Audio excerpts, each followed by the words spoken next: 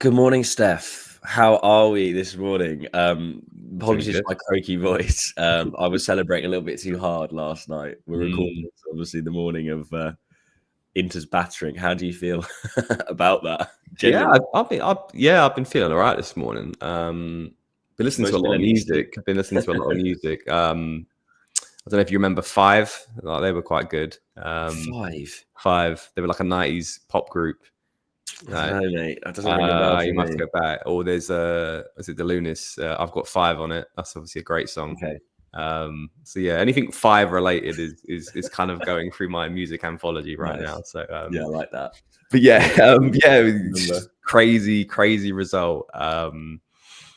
There is 0.1% of me that does kind of feel for Inter in this experience, but relatively, I let my thoughts quite clear on X or Twitter before the game. I said, and I understand people's perspective on this one. If you want what's well for the league, Mm, I get it, but then that to me makes you a Serie A fan. If you are and I'm agreed. not to sound like a gatekeeper on this. I think and the reality I think should be the case. You heard Del Piero say this. You heard Mm, fucking Chukwueze say this. If you are a Milan fan or a Juve fan or a Napoli fan, you do not want Inter winning the Champions League, regardless of the impact of the coefficient or what your friends might say about the state of Serie A. Like, no.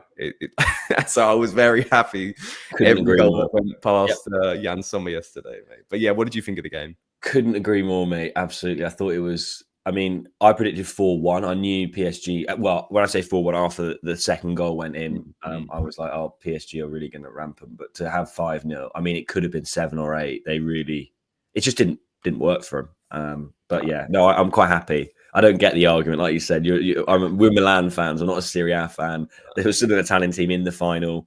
Yeah. Fine. The But gas ran anyway, out. The gas ran out for Inter. yeah.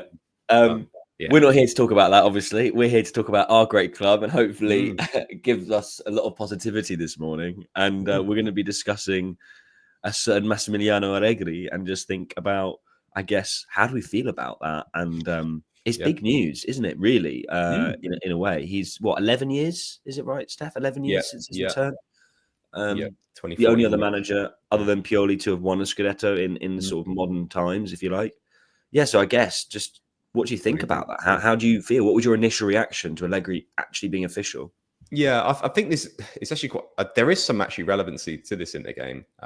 If we look back about a week ago, um, league finishes, Conceição clearly not staying, but then there was rumours of the appointment of Igli Tare Mm, brought a lot of initial good response from Milan fans, and obviously we're going to come on to. I still think it's a very good appointment, and there were rumors coming out that he might want to keep Sergio Conceição, and if not, then who were the suitors that he was looking for as a replacement? Now it was common knowledge that Conte was maybe looking for a way out of Napoli, and there, that transfer merry-go-round that we've seen, not just in between Conte, Allegri, equally the futures of many coaches in Serie A, we've seen manifest over the last week. Gasperini has gone from Atalanta to Roma. I think Palladino has obviously just recently renewed his Fiorentina contract, but he's forcing his way out. What I thought was for taking over the Atalanta job, but now looks like he might be rumored for Juventus. Is very much up in the air. So it's almost as if like the futures of around 6 clubs are all kind of intertwining around a couple of coaches, and only a couple have now been locked in. So Conte's obviously renewed with Napoli.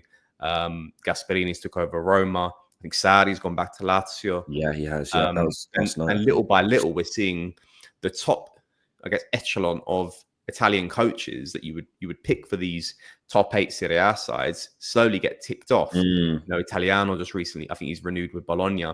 So all of our suitors were soon to be going off the table, and one that obviously his name was thrown about was Max Allegri, and it's an interesting one because I think you can ask probably 100 Milan fans who their pick would have been.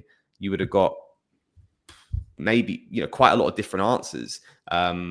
I think this season was a season for us to think that foreign coaches isn't the right answer because they just don't understand Italian football. And we've spoken about this many times on this, saying we would have either an Italian sporting director or a CEO, or at very least a new head coach, because they get the league, they get what it means to rock up to every single team that they play against this in the season, and understand that they come with a philosophy that's to shut you down. So it's how do we sort of negate that? How do you understand the fans you're playing against? How do you understand the referees that you're up against? How do you understand the coaches that you're up against?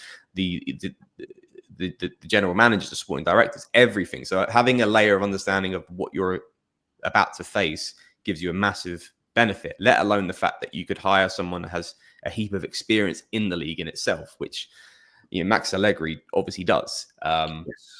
So 100%. If we kind of like claw it back, and I think just lastly, fitting in the Inter game, Inter find themselves at this point where it's very highly rumored that Simone Inzaghi could go to Saudi. So they could be looking at right now, this moment, where obviously you'd think that they're leaving the league leaving the season with an element of positivity. Yes, the result was damning and it was, embarrassing. And it's obviously not nice to lose the season in the last game against Napoli. And obviously the Coppa getting to the semis. You kind of think it's very similar to Arsenal. There's something to build off. But then you look at your head coach. Look, let's say if it happens, who are you replacing with? Because all the rest of those other big ticket coaches have gone to other sides. Conte, Allegri, La Italiano's renewed. So who are they going to pick? Conceição? I mean, that would be hilarious. So they're like going to be the last one to the buffet, and that's why I think my first point about the appointment of Max Allegri is the proactivity of the signing is not how we have traditionally done things over the last couple of years. Yes, we have let things ride to as close to July. And I made a point a couple of weeks ago. We need to get the sporting director and the head coach done ideally before June, and we have. So big ticks in that regard. Got a lot of bad things to say about this management, but they've done two massive changes in quick time, which I think will help us in the long run going into next season. That's my first point. I mean, I'll start off with that. What did you think initially after signing Allegri? I'm completely in the same agreement. I think I'll start on sort of what you ended on to start off with on my point about the management movements. And obviously, that I think in particular, you and I know the other boys as well, but you and I are very kind of scathing of management and obviously discussed it at a lot of length. Now, it is 100% incredible that they've done that. You cannot say anything other than fair play. That's great. However, I think most of that is obviously Igli himself has gone. You've got someone incompetent there who I actually think that he was actually the guy for the job months and months ago. And for some reason, they were really probing. I think it was Furlani maybe doing real due diligence, wanting Paratici, whatever. But I think Igli came in, and the reason why it's happened so quickly is because I think he had all of this in his head before he signed on the dotted line. Yeah. So that's brilliant. Now, obviously, that's the bare minimum you'd expect. But the fact that we've done it is unreal. Like you said, June, we're on the 1st of June, and we've got our manager set. We've got our sporting director set. And now it's all the hard work, all the transfers and everything like that. So the next point about the merry-go-round, I read somewhere that I think it was since 2002, 2003 season where there have been at least Juve, Inter and Milan all looking for a coach at the same time. Now, Inter, like you said, it's up in the air, but it's looking like Inzaghi's going to go. But it's not just that. It's like you said, it's Roma, Atalanta, Lazio. It's half the league have basically been waiting. And Napoli, obviously, I think Conte being the domino effect, right, of staying at Napoli and then allowing. But the fact that we've grabbed, I think, the second best coach we could have got, obviously Conte would have been the dream, is amazing. Because I think Juve would have bit their hand off to get Allegri back in a way. I actually do. Napoli would have been happy with him if Conte left and they would have got him. Then you've got Inter. It's a complete merry-go-round, like you said. So the fact that we acted quickly, we got Allegri, who I think was the best we could have got. Is amazing. Honestly, I'm super happy. Now, I know we're going to touch on this point in a moment. There's the football element of it. Just talking about my initial reaction, like you said, Steph, I was quite pleasantly surprised because how long have we been talking about not just players, but the staff and the coaching? Do we just want people with experience. We just want Yeah. people who know their job. Yeah. Allegri knows his job. Tare knows his job. Tick. Like, that's already better than what we had, right? So I'm thoroughly happy with that. It remains to be seen how it's going to see in practice, obviously. But yeah, my initial reaction is I feel quite stable as a Milan fan now. I think we can go into the summer going, oh, okay, we've got no Europe next season, but okay, this could be quite a positive season, a bit like what Napoli had last year, right? Yeah. So yeah, I was pretty happy. I mean, the next question really goes to, how do you feel in practice? What do you think is going to happen to the football, to the environment, to the players? I mean, there's so much to talk about, but yeah, I think we both agree initially, big tick. Yeah, and I think the next bit is something that probably won't be answered. Well, it's going to take a year to answer it at the minimum, but I think even to answer it in the short term, we're going to need basically 3 months, because we're going to have to see how the summer pans out. Who wants to stay? Who wants to come in? How do we build the squad? If I'm to look at it initially, surely you learn from the mistakes of the past, and I think with the quick response time of Igli Tare, and you made a great point. I think it's obviously his success that he brings Max in the speed that he does.